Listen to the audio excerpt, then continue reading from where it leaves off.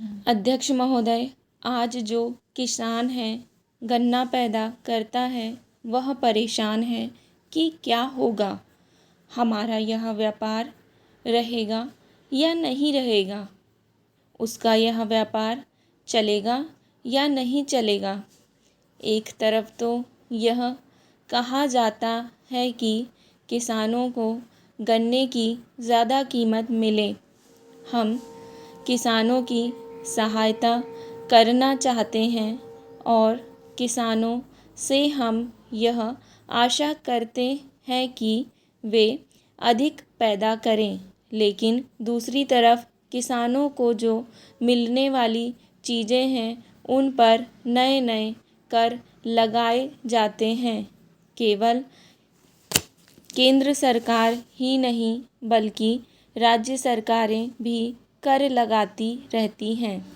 अधिक उपज के लिए किसानों को कुछ चीज़ों की आवश्यकता है जिनकी पूर्ति करना बहुत आवश्यक है।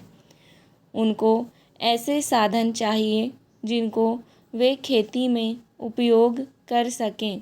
पैरा, हमारे प्रदेश में बड़े बड़े बांध बने हैं और उनसे बिजली पैदा होती है, लेकिन बिजली घर का कहीं पता नहीं है। बिजली घर यदि बना भी हुआ है तो भी उनको बिजली नहीं मिलती है। नलकूप पड़े हैं लेकिन चालू नहीं किए जा रहे हैं।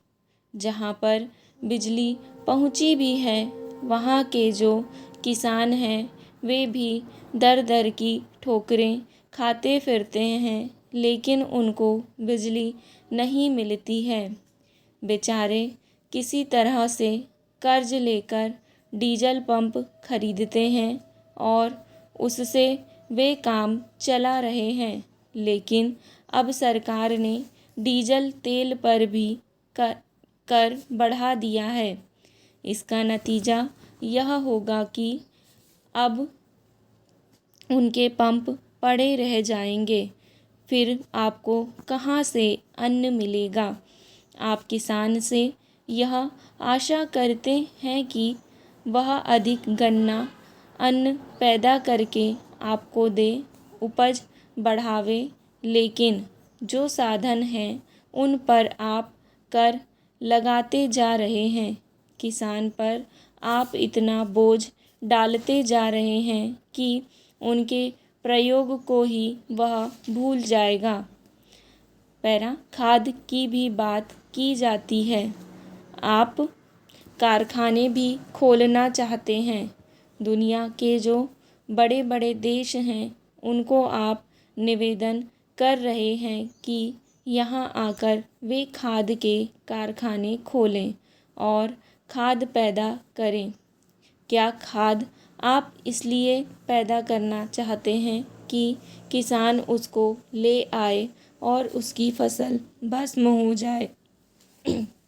कारण यह है कि उसको समय पर पानी तो मिलेगा नहीं। अगर पानी नहीं मिलेगा तो खाद किस काम आएगा। इसलिए आवश्यकता इस बात की है कि उसे पहले पानी दिया जाए। पैरा, अध्यक्ष महोदय, मैं आज ऐसे एक विषय पर बोलने जा रहा हूँ जो देश के सामने एक बहुत बड़ी समस्या बना हुआ है। आजकल कृषि पर बहस चल रही है। मैं कल से सुन रहा हूँ। कई लोगों ने तो सरकार की बड़ी प्रशंसा की है कि वह बहुत ही अच्छा काम कर रही है। मैं मंत्री महोदय से एक प्रश्न करना चाहता हूँ कि मार्च में मंत्री महोदय ने एक प्रश्न के उत्तर में कहा था कि 2 वर्ष में हमारा देश आत्मनिर्भर हो जाएगा। मैं जानना चाहता हूँ कि ऐसा कहने के पीछे उनका क्या आधार है। कौन से उनके पास ऐसे प्रमाण हैं जिनके आधार पर उन्होंने इस प्रकार की घोषणा की है। मैं चाहता हूँ कि जब वह उत्तर दें तो इस बात को अपने उत्तर में बताएं। पैरा, आप जानते हैं कि इस देश में 80% लोग खेती करते हैं और उसके बाद भी आज हमारे देश का सम्मान दूसरे देशों में कितना है। आज हम दूसरे देशों से देश के नागरिकों के लिए खाद्यान्नों का आयात काफ़ी मात्रा में कर रहे हैं। खाद्यान्न की स्थिति बिल्कुल संतोषजनक नहीं है। देश में जहां लोग 80% खेती करते हैं, हम भोजन के मामले में भी आत्मनिर्भर नहीं हुए हैं। इसके कुछ कारण हैं। जिस समय देश स्वतंत्र हुआ उसी समय से इस सरकार ने कुछ गलतियां की हैं, जिसका यह परिणाम है कि आज इतने वर्षों के बाद भी हम आत्मनिर्भर नहीं हो सके हैं। उसका सबसे बड़ा कारण यह है कि अपने देश में पहला स्थान खेती को ना देकर उद्योग को दिया गया है। उद्योग हमारे देश के लोगों की जीविका का मुख्य साधन नहीं हो सकता है। भोजन की समस्या के हल के लिए किन किन चीज़ों की आवश्यकता है, उसकी तरफ हमें ध्यान देना चाहिए। सबसे पहले पानी की आवश्यकता है। मैं समझता हूँ कि देश में सिंचाई पर काफ़ी जोर दिया जाना चाहिए और सिंचाई तथा खाद्य मंत्री एक होना चाहिए, यह मेरी मांग है। पानी के बाद खेती के लिए खाद भी आवश्यक है। खाद का स्थान दूसरा हो सकता है। आज देश में खाद की बात काफ़ी जोर देकर कही जाती है। यह कहा जाता है कि उपज को बढ़ाने के लिए खाद की आवश्यकता है। बिना खाद के उपज नहीं बढ़ सकती है, किंतु खाद कहाँ तक उपज को बढ़ा सकेगी, यह भी देखने और सोचने की ही आवश्यकता है। इस ओर एक समन्वयक नीति होनी चाहिए।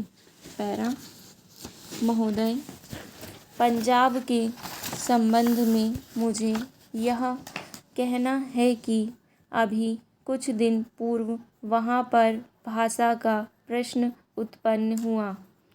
मेरा अपना विचार है कि जब भाषा के आधार पर पंजाब का विभाजन हो गया तो आज पंजाब की भाषा पंजाबी है और यह पंजाब के लोगों को निर्णय करना है कि वह पंजाबी किस लिपि के अंदर लिखी जाए। लेकिन एक बात मैं पंजाब की सरकार से आपके माध्यम से निवेदन करना चाहता हूँ कि आज जब पंजाब के अंदर 45% लोग इस प्रकार के हैं जो यह कहते हैं कि हमारी मातृभाषा हिंदी है, तो पंजाब की सरकार को अल्पसंख्यकों को भाषा को संरक्षण देने के नाम पर दूसरी भाषा के रूप में हिंदी को मानने में किसी प्रकार की कोई आपत्ति नहीं होनी चाहिए।